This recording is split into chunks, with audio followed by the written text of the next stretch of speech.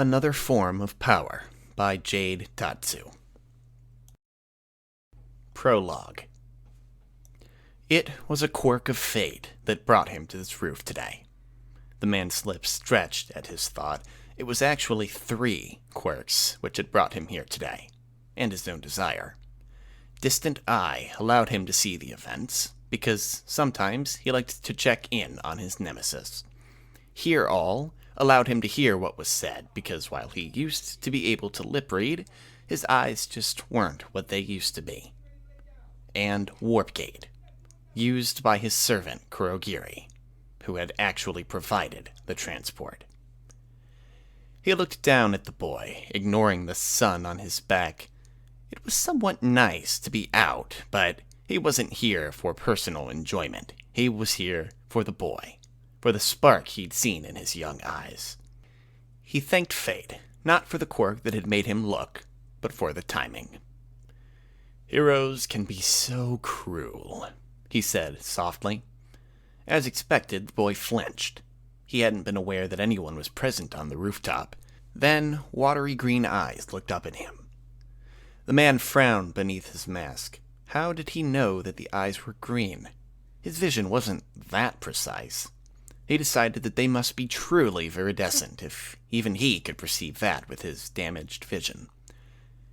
"He means well, but he doesn't often think of the consequences," the man said further, extending a few tendrils of power. From the earlier conversation, he knew that the boy was quirkless. He wasn't feeling for any quirk. No, this time he was extending his own, though. Again, the man smiled. The turmoil inside the boy would make it easy. He couldn't force any change of heart, but his quirk let him know exactly what the boy was thinking. It let him know exactly what to say to get results.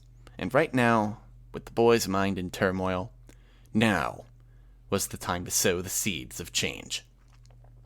"You heard?" The question was timid. "I heard."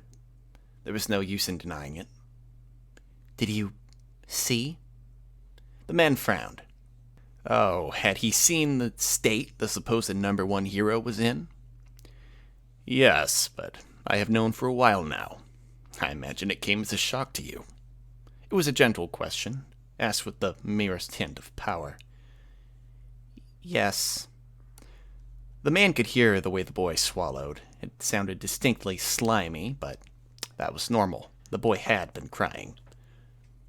"He means well," the man said, "but he forgets the lessons of the past." He felt the boy move, tilting his head slightly to ask the question. "He forgets that there is more to being a hero than just a quirk."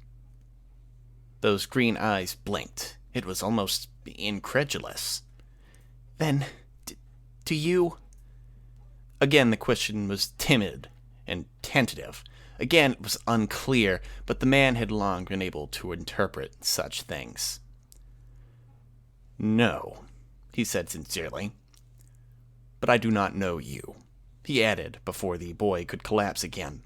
Having your dreams cut away was painful, especially for one so young. "And I have never understood why people would want to be heroes," he said, probing to see the boy's reaction. "But heroes save people." The boy was quick to defend them. "Heroes help people, and I want to help people." "Ah," the man sighed. The most pure reason to want to be a hero. To his active quirks, the boy almost shone with sincerity. It was nice to see such conviction. It would be lovely to see it harnessed to his cause. "There are other ways to help people." The boy deflated. "Yeah, a police officer," he said, and there was a tiny edge to his voice. The man didn't smile, but inwardly he was pleased. "He told you that?" "Yeah." "No imagination," the man sighed, "and very pedestrian. There are other ways which would help far more people than simply being a hero or a police officer, though both are important." The boy frowned at him. To his quirks, he could feel the confusion radiating from the boy's mind. What do you mean? Exactly that. A hero helps people, but they are also acclaimed for doing it. A policeman helps people, but again, they are acclaimed for it. Not as much as a hero, but they still do get the acclaim. Yet they only save one person at a time, or at the most a few. And yet there are others who save hundreds at a time, maybe thousands, and they are overlooked. He could feel the boy thinking, but there was something else in the boy's mind. It was small, barely there, and with what he had seen of the child's nature, it probably wouldn't blossom, but maybe he could help it along. A hero uses their quirk, uses their power. Same with the policemen, they use their equipment, the man explained, but they are both controlled by others. The Hero Public Safety Bureau? The boy asked. The man nodded slightly, accepting the answer. But who controls them? The HPSB was a government group run by the government, no matter which party was in power, for the benefit of the people. That's why heroes weren't allowed to be on their board. The government, the boy replied. Very good. It was odd to feel the flash of pleasure the boy felt at such faint praise. Or maybe not. The man couldn't see much, but he could determine a lot. Quirkless meant consequences, after all. And who controls the police? He pressed. The government. So you see, the man asked. The boy didn't get it. That was okay. It was one of those things many people didn't understand. They simply saw the flashiness of heroes. They didn't see the reality. They didn't see the rules and regulations that went with the costumes. They didn't see the cover-ups, but then they weren't meant to see them. Don't you think that the organization responsible for making sure that there are heroes and police and medic and rescue services and everything else is really the one saving people? It was not the strongest argument, but with the boy's current mental state it would suffice. His trust in heroes had been ripped away. Really, if the plans he had tentatively forming for this boy worked in the way he hoped they would, he was going to have to thank his nemesis for this gift. Oh, the boy nodded. So it's about power. The boy connected the information to what he'd been told earlier. Yes, heroes use their power to save people, but it's one at a time. The government uses the power it has to save everyone. So who do you think is more powerful? Who do you think saves the most people? Those who get acclaim, or those who do the work? He paused, letting the boy think about that for a moment. So, if you really want to help people, which do you think you should be? The government. The answer was somewhat weak, but the reasoning was firm, and it would become stronger over time. But I... The man frowned slightly. You? I don't know how to try that. The man laughed. Such a petty obstacle. I do, he replied. I am willing to help you, if you can help me. You can? I can, if you help me. He reached out with a particular quirk, reading the boy's mind. He couldn't force the decision, but he did know exactly what to say. Then, you will be the first person I'll help. All for One smiled and held out his hand. Call me Sensei Izuku Midoriya, and I will help you get everything you've ever wanted. The boy reached out his hand. The size difference was large. All for One didn't mind. The boy was his now. Chapter 1. Sensei picked up a new kid today. 14, quirkless. I got a room ready for him, and I have adjusted the bar's shipping manifest. Going to need more juice and milk now with the minor here, though Sensei says he won't be here for long. Sensei seemed to be expecting him. All for One doesn't have many tells, but when things go exactly the way he's planned, there's always a small smile on his face. Satisfaction. He wants the kid for something different than what he has planned for Tomura. The kid isn't fighting, though, not screaming. He seems slightly wary and uncertain and a bit sad, but not afraid, so he's here because he wants to be. That's good, though. I shouldn't be surprised. The kid's here, which means he's not some experiment, and he's not meant to become a Nomu. Tomura disintegrated 2 controllers when the kid came in. Sensei talked to him about something, and that settled him. I hope the new kid isn't as high maintenance. Detective Naomasa Tsukachi looked at the class. Their teacher had introduced him, and they were somewhat quiet in his presence, and a few of them looked at the desk that was empty. He knew who that desk belonged to. Izuku Midoriya, age 14, quirkless. The current theory was that he'd run away, but his mother insisted that he wouldn't. Except, of course, all parents said that. Even so, that was the main theory at the moment. Though, currently, even the chief head would admit he didn't know why. Routine investigation into the Midoriya's home life indicated no reason there. His mother was genuinely distraught at his disappearance. Tsukachi knew this was the case. She had no idea why he would run away, and she genuinely believed that he hadn't. So that's why he was here, looking over the class. If it wasn't home life, then maybe there was a reason here that Midoriya had run away. He wished he could talk to them one-on-one, then he'd be able to know if they were telling the truth. But there just wasn't enough time, and with no ransom note and no other information. As you're aware, your classmate has gone missing, he started. They were all aware of that. It is important for you to come forward if you know anything about that, he continued. These weren't primary school children. They were 14, almost 15. They knew what missing meant. He didn't have to take it quite as softly as he would if they were younger. There was a snort from the back, and Tsukachi felt his eyes shift to the speaker. He was a blonde, and it looked as if a scowl was a permanent feature on his face. "What's Deku done now?" the brat demanded. Naomasa resisted the urge to sigh. He assumed Deku was some kind of nickname, though with the way the kid said it, it didn't sound as if it was one of friendship. "Izuku Midoriya has gone missing," he said, as if he were talking to a kid far younger than the one here, though his mind was analyzing the situation.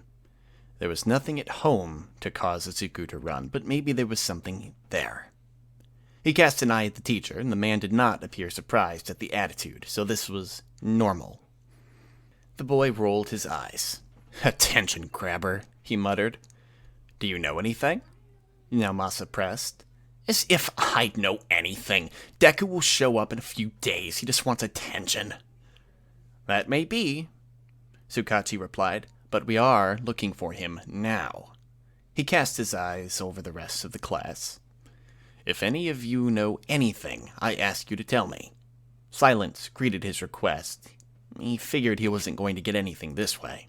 "If not me, then tell your teacher, who can pass the information along to me," he added. The kids just stared at him. He didn't expect anything, but he had to try, for Izuku's sake. I must admit to some mild surprise, the kid hasn't been that much trouble. He's stayed inside. Sensei's orders, he said, and Sensei confirmed that. It's not hard to see why with the attention. Green hair, green eyes, and no quirk. The kid's wanted, and not in the way that we're wanted. Missing person Izuku Midoriya. Though it is interesting, if the kid is genuinely quirkless, he would make a good addition to the Nomu program. Usually it takes the addition of 2 to 3 quirks to break someone, and then adding the rest is easy, and Sensei sculpts them to be somewhat recognizable. That's all part of the plan, obviously, but I wonder if the process was applied to a quirkless individual, how many quirks would it take to break them? 1, because they aren't meant to have them, or many, because the lack of a quirk means they can accept them all. Still, if the kid was going to be a Nomu, he wouldn't be here, and that's all I need to know. I've amended the ordering schedule for the bar to account for an extra person living here full time. Thankfully, the kid isn't picky about food. Izuku has played a few games with Tomura. Tomura won, and if the kid lost deliberately, he had the sense not to make it obvious. Mostly he's been reading his tablet. Even in the bar, the few times he's come out of his room. From what I've seen, he's reading political news from Japan and from around the world. Some of the articles are old, but he's studying them anyways. I think Sensei is testing him on them. The kid asked for some notebooks. They're on the next order for the bar. Jiran looked surprised when it was phoned in. He usually has to get console controllers. Tomura has been good lately. I'm not sure if it's because he has someone who will actually play against him and genuinely try to win, but can't, or something else. While Sensei did say something to Tomura about Izuku, I don't know what, and given the length of the conversation, not much could be explained. Kurogiri? The misty bartender turned at the question. It was Izuku. He looked uncertain and was carefully looking around the bar to check how many people were there. Tomura was playing a game in the corner, and some drunk was passed out at one of the tables, but that was everyone. It was a little early for anyone else to have come in. Do you need something, Izuku? Kurogiri asked. Dinner wasn't for a little while. And the kid looked uncomfortable and uncertain. It wasn't an expression that Kurogiri had seen on Izuku's face before. It was one that he should have seen, but the kid was one who didn't look back once the decision was made. Could you arrange to get the paper in next week? The counter question wasn't the one the bartender expected.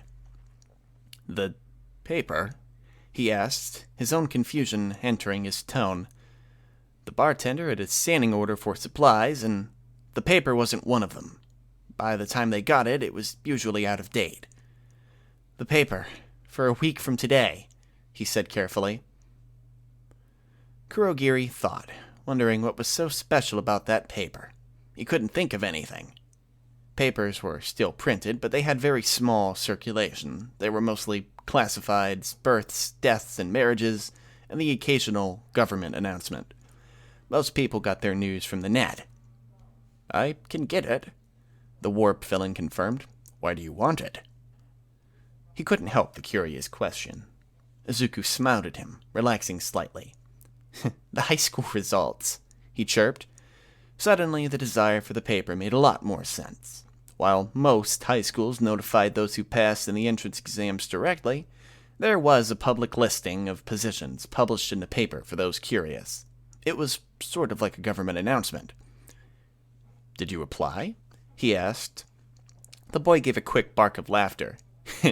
No, he shook his head, the green curls moving slightly. His hair had gotten longer since they'd been here. I want to see who got into UA. Kurogiri blinked as he reinterpreted the answer. Izuku didn't want to see who got into UA because most of the names would mean nothing to him. He was looking for a specific name. The request was somewhat comforting now that Kurogiri knew that. It meant Izuku hadn't just materialized. That he did have a life before coming here, though it appeared to be a life he was willing to give up. I'll get the paper, the bartender assured him. Izuku smiled again, and it was his genuine smile, the one that said he was pleased. Thank you, he said, and Kurogiri could tell the words weren't just a formulae.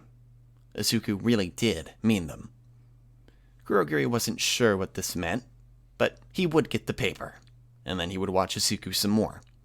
It could be revealing. Sensei told me to amend the bar order again. High protein, high calcium, high calorie foods. Plus an assortment of multivitamins and some pretty hefty painkillers. Enough for one. It's not for him. If it was, the doctor would get them. Jiran will just have to cope. We are paying him, after all. The kid is spending at least an hour a day talking with Sensei. It's safe for him to be seen in the bar. The search for him was over pretty quick. Nobody said it, but the conclusion was obvious. The poor, quirkless boy went off to die somewhere, or just went. No great loss to society, and the world moved on. Tomura is getting angsty about the time Sensei is spending with Izuku, but he's focusing on UA. With All Might teaching there, we have a chance to test the Nomu. Tomura thinks it will be enough. I suspect it won't. All Might may be weakening, as Sensei indicates, but he hasn't kept his position as #1 hero because he's weak, and the tabloids and the net do not even have a whisper of weakness. Even so, I am watching Tomura. Izuku is getting special treatment from Sensei, and that is certainly going to cause issues. Kurogiri looked at the poster. The corners were lifting and the wind was tugging at it, but the image and the writing was legible. It was a black and white picture of a happy-looking teenager. The letters under it were large. Missing. There was a phone number under a basic description of Izuku, and there was no mention that he was quirkless. He felt non-existent lips quirk. It was almost as if Izuku was a puppy. He was pretty sure that if he peeled back the posters on the wall, he could find at least one for a missing pet. Though it was curious. This wasn't a good part of town, and it wasn't close to where Izuku used to live. How had the poster gotten here? "Please?" a voice came from the side. Kurogiri was surprised. Someone had snuck up on him. That didn't usually happen. He turned, standing tall, before looking at who spoke. The voice had been tentative, and not at all aggressive. It wasn't an attack, though the thugs around here knew better than to attack him. A woman stood there. She was dressed simply, in a plain, straight skirt, a shirt, and a cardigan.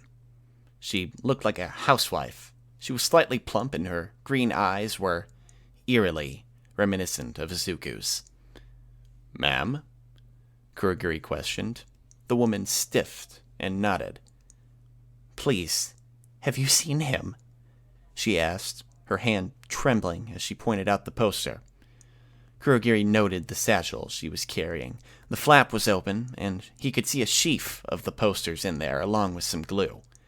Understanding filled him. This was Izuku's mother. Izuku looked very much like her. "You shouldn't be here, ma'am. It's not safe," he told her. She shook her head. "Please, have you seen him?" Her question was desperate.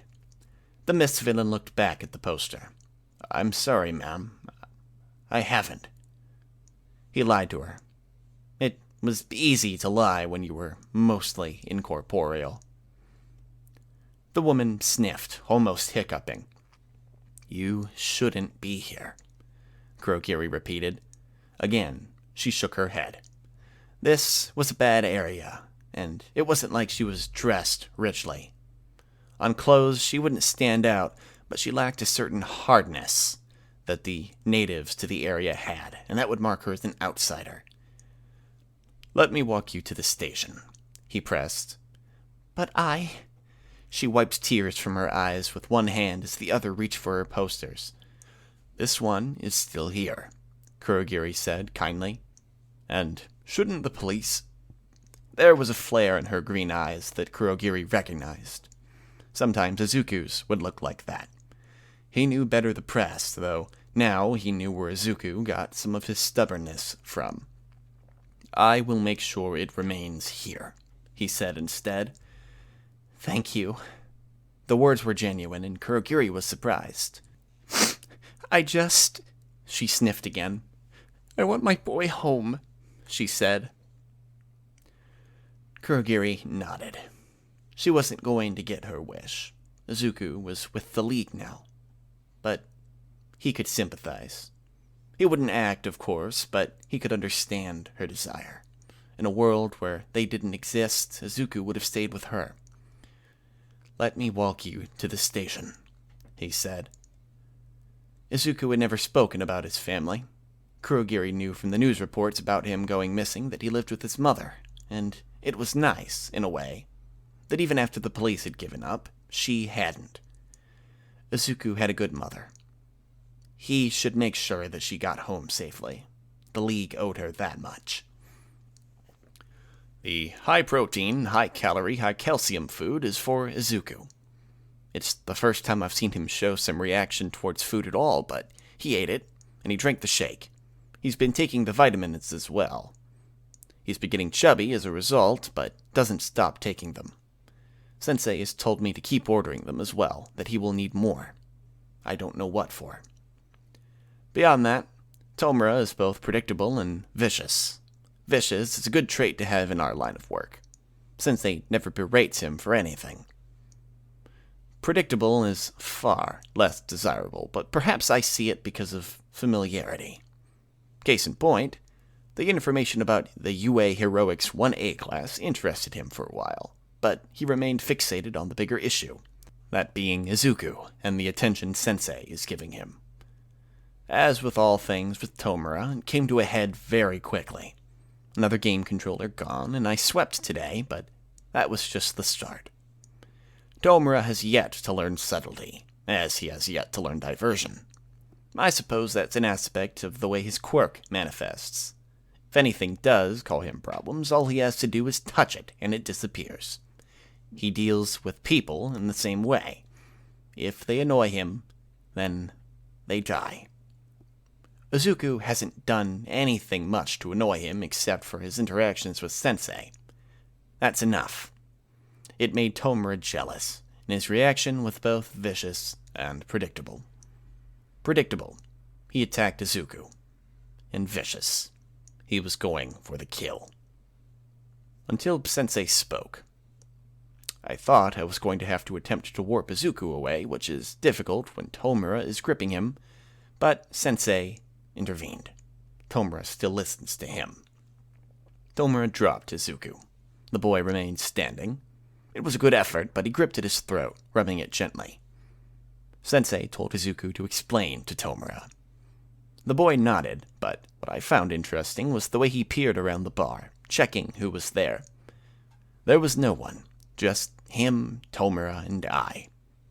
Izuku nodded, and then he explained.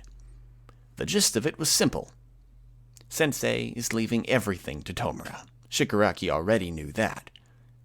What Tomura, and I must admit I, have never thought about is that everything includes the mostly legitimate businesses. Sensei's empire is more than just the underworld. The underworld generates cash, but the legitimate businesses clean it and provide their own.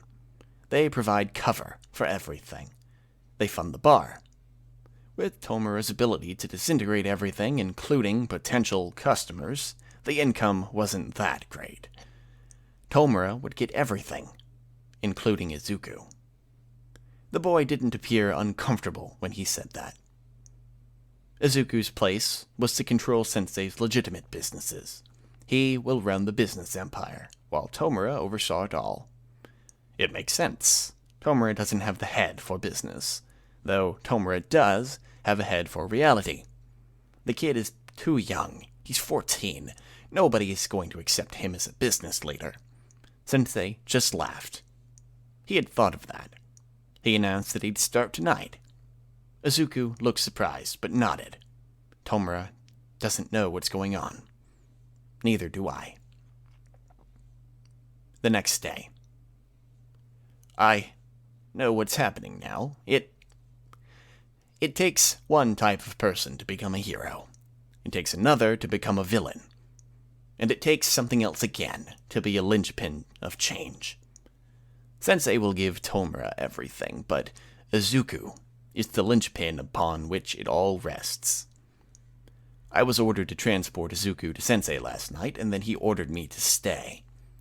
The room was bland. There were no cupboards, no windows, no shelves or tables in there. There was only one chair. A dentist's chair in the middle of the room, with straps on it, thick, reinforced mesh straps. Izuku put himself in the chair without hesitation. Sensei ordered me to make sure the fastenings were secure. Izuku smiled at me. And then Sensei came over to Izuku. He said nothing before he raised his hand and placed it over Izuku's forehead. Sensei is a large man, and Izuku is a small boy. His hand completely covered his face. I'd seen that gesture before. It was one that Sensei used when he was going to take a quirk, except Izuku didn't have a quirk. I wondered for a moment if he was going to get one. But that didn't explain the restraints. Then I knew what they were for. Izuku stiffened. I think he would have screamed, but his throat was as stiff as a body. The restraints were pulled tight. He strained against them. He's quirkless, so he couldn't break them, but I could see them digging into his pudgy flesh, biting into the fat that had accumulated with the diet he'd been eating lately. It stained the skin around them red, not blood. They didn't cut them, but the strain made the skin red and angry. Then, as I watched, Izuku seemed to change. His limbs, which had been carrying fat, grew longer. The fat disappeared and his body altered. Tears ran out from under Sensei's hand, and he could hear Izuku gasping for air. Sensei explained.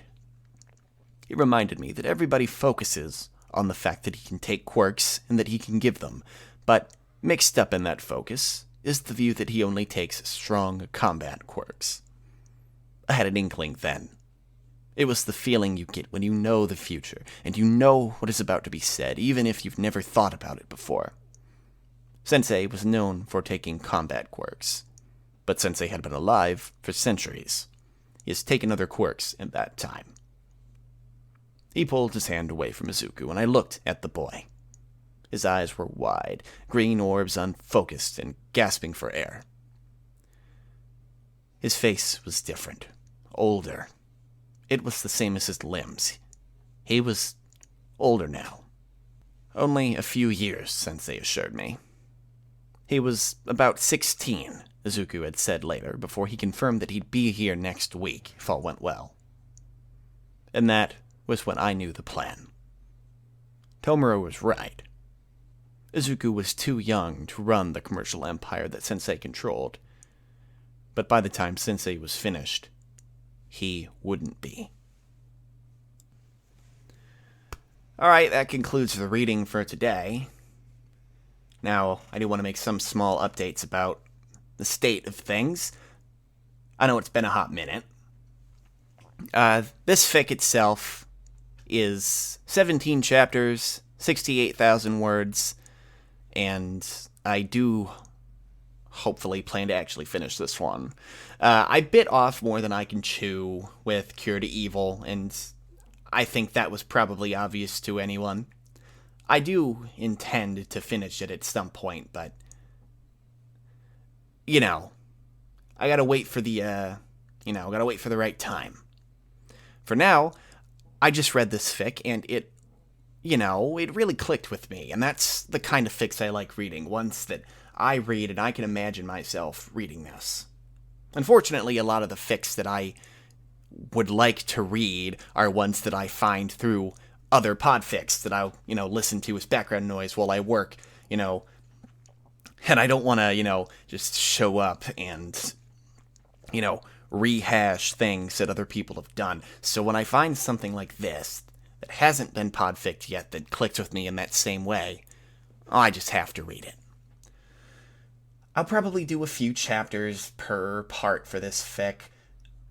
I know usually the videos I make are pretty long, and that's the way I like it, because that's the kind of videos I like to listen to. But I want to stretch this one out a bit more, so I think this half-an-hour mark is pretty good. So, 2 or 3 chapters per part.